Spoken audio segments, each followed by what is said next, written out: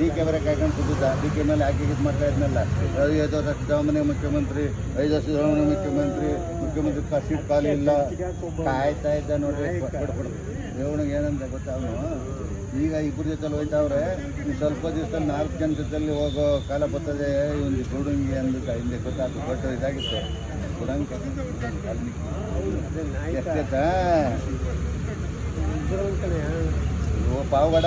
ಇವಳು ಹಿಂದೆ ಇವಳು ಅನಿತಾ ಕುಮಾರಸ್ವಾಮಿ ಗೆದ್ದಿರ್ಲಿಲ್ವಾ ಆ ಕ್ಷೇತ್ರದ? ಗೊತ್ತಿಲ್ಲ ಸಹಕಾರ ಇದಾಗಿದೆ.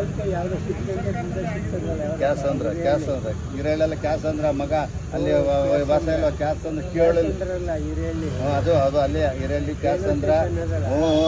ಹಿರೇಹಳ್ಳಿ ನಾನು ಅಲ್ಲಿ ಮಾಡ್ತಾ ಇದ್ದಾನೆ 5 ವರ್ಷ.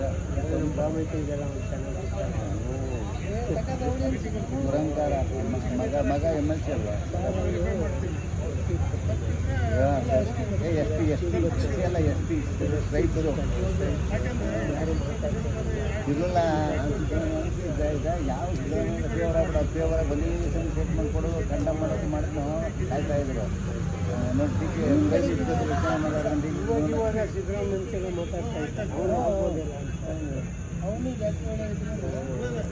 ಹೋದವನು ಒಟ್ಟಾಗಿ ಅಕ್ಸೆಪ್ಟ್ ಆಗೋಯ್ತಲ್ಲ. ಇನ್ನೇನು ಅವನ್ನ ಪಕ್ಷದ ಉದ್ಘಾಟನೆ ಮಾಡೋ ಲೆವೆಲ್ ಇತ್ತು. ಅಂದು ಮಂತ್ರಿಗೆ ರಾಜೀನಾಮೆ ಕೊಟ್ಟವನು MLA ಐತೆ. ಅದೇನಾರ ಉದ್ಘಾಟನೆ ಮಾಡಿಬಿಟ್ರೆ ಅವ್ನು ನಾಗೇಂದ್ರ ಫಸ್ಟ್ ಸೆಕೆಂಡ್ ಈಗ ರಾಜೀನಾಮೆ ಕೊಡ್ತಾರೆ.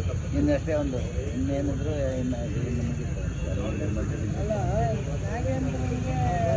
ಅದು ಇದ್ರಲ್ಲಿತ್ತಲ್ಲಪ್ಪ ಒಂದು ಯಾವುದೋ